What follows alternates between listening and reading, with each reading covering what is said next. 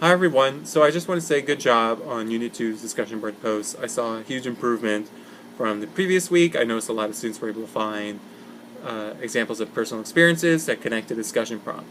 I just want to say that it's at your discretion to know what you feel comfortable sharing, and that the objectives of these discussion prompts is not to sort of bring up really traumatic experiences, but try to help you reflect on the unit topics in a way and find examples. So just remember that, you get to decide what you feel comfortable sharing with. Also, if you are not sure what to find, an example, you can email me and I'll try to help you find an example.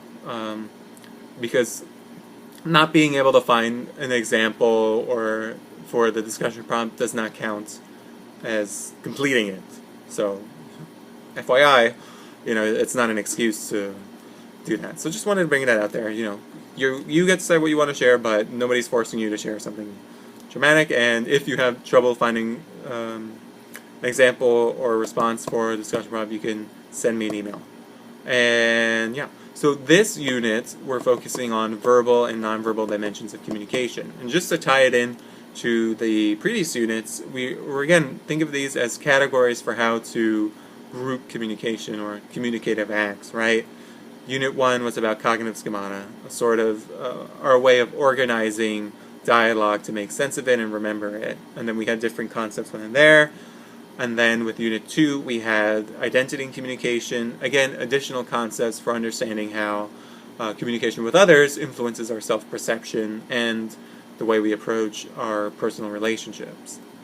So now with this unit, we're again looking at the way communication with others can be grouped into certain categories. Categories that are related to word-based communication, which would be verbal, and then nonverbal dimensions of communication, which go beyond words. So when you think of nonverbal, it's not about the specific words that come out of your mouth, but it's how they're being communicated. So that's why it's like physical body language, that's a nonverbal message, or facial expressions, right? That's a nonverbal message. So if I'm like this, I'm happy and smiling, or if I'm like this, I'm really sad, and that's communicating a message. That's nonverbal. Or it could be tone, like where my voice is getting louder, or when I'm like really sad, so soft, and then that's nonverbal. So all of that is being grouped into a nonverbal dimension, but I'll go into the specifics in terms of concepts within each the verbal and the nonverbal dimensions of communication. And at the end, I want to focus on the discussion prompt and go through questions and try to explain how to weave in the concepts into the discussion prompt. This way, I hope that it could be a bit more clear, because I noticed that was the sort of missing with a lot of the posts, is that connection between the example of the personal experience and then with the concepts covered with that unit. So that's what I'm going to do as well. So first we'll begin with the verbal dimension of communication. And remember, with the book, it emphasizes culture and how the community we belong to, the groups that we belong to, our families, all influence the way we communicate with each other. And within the verbal dimension of communication, we have regulative rules, or communication rules. So regulative rules infer what, who, when, and how we should talk about certain things. Right? Think of these as unofficial guidelines for conducting communication with other people. So a really good example of this is, let's say, Thanksgiving is this month, right? And during that holiday, you're going to visit family. And when family's around, you don't talk about certain topics, right? It could be either political, it could be family drama, it could be certain things happening. Oh, I guess that's political too. Or just certain topics are off the table, right? You just don't talk about it. So that's a regulative rule. That infers that you are allowed to talk about certain things, and you're not allowed to talk about other things. And it's not just, immediate to families. It could be in friends as well, or coworkers. When you're at work, you avoid certain topics. That's why I think with regulative rules, it just influences how you're talking to each other. So you just don't mention this, or you're maybe more talking about something else, right? So if you're with family, you can't talk about politics, so you talk about television shows or films that you see, because that's acceptable. That's acceptable communications, acceptable dialogue between each other. So alongside that, you have constitutive rules. So this means that communication acts count as something else. So they're not literally, right? So in the book, it gives an example of how, let's say, a smile counts as a sort of likeness, right? Somebody likes you. Or the middle finger, giving the middle finger counts as an insult or aggression. So another example could be how listening to your parents counts as respect, right? Or if your parents tell you to do something, or something related to the family where they tell you to do something, you say, yeah, I'll go do it right away. That counts as sort of listening and showing respect for the people in your family. Within that, it really helps to think towards how you communicate with your family and how certain sort of communicative actions or acts infer something else, right? Because it's not meant to be taken literally. It's supposed to be an implication of something.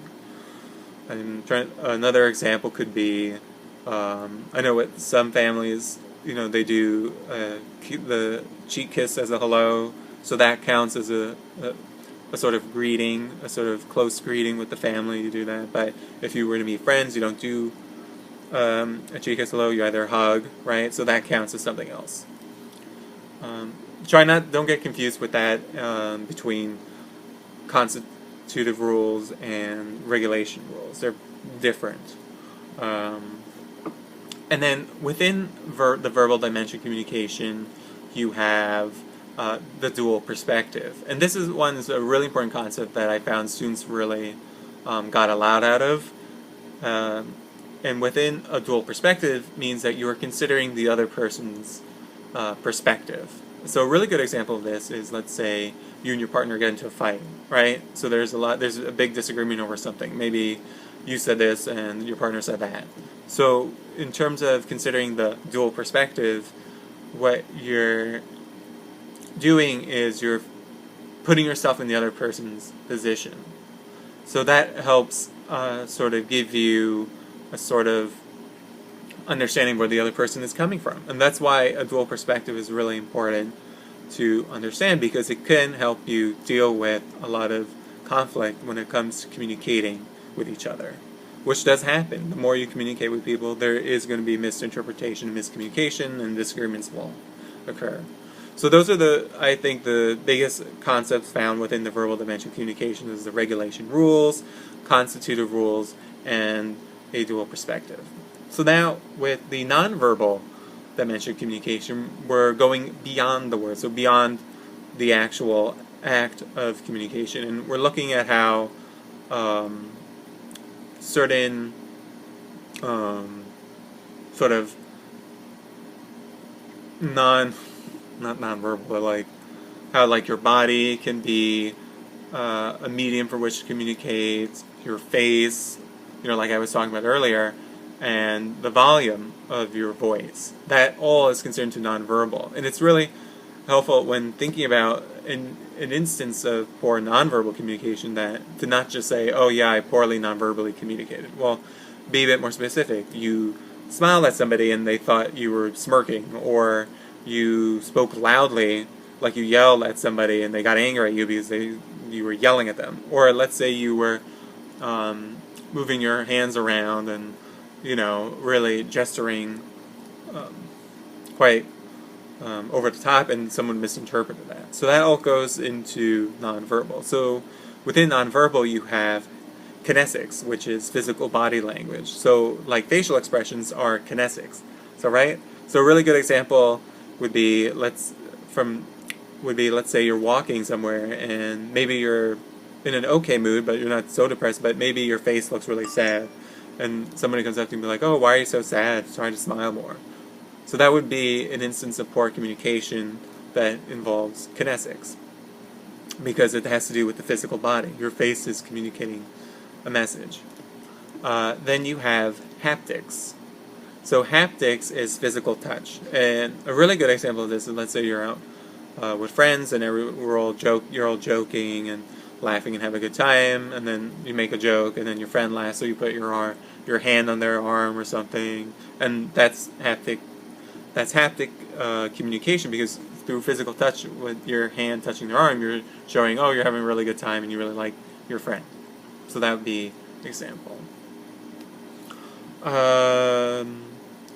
So that's really most of the concepts I found within nonverbal communication that I thought were most useful, and also the concepts in the verbal dimension of communication that were